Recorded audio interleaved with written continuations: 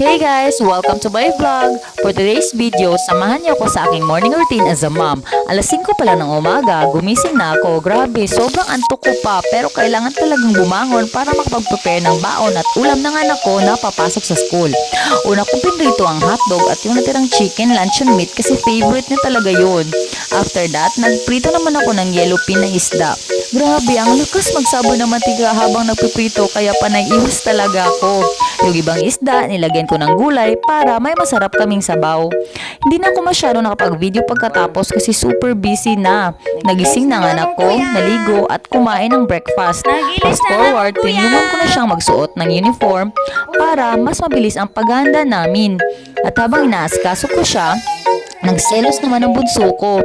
Gusto rin niya magbihis pero hindi pa naman siya pumapasok sa school dahil 2 years old pa lang siya.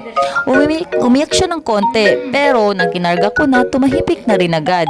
Pagkatapos noon, binigyan ko na ng pamasahe at baon ng anak ko kasama ang maghahatid sa kanya. Bago siya umalis, pinagdasal ko muna siya. Parte na talaga ng everyday routine namin ang start the day with Jesus at sobrang thankful ako na nagagawa namin to araw-araw. Gusto ko sana siyang ihatid sa school pero iiyak naman ang baby ko kapag umalis ako. Kaya si Ate Cecil na lang yung naghahatid sa kanya, yung kasama namin sa bahay. Ayan, papunta na sila sa school.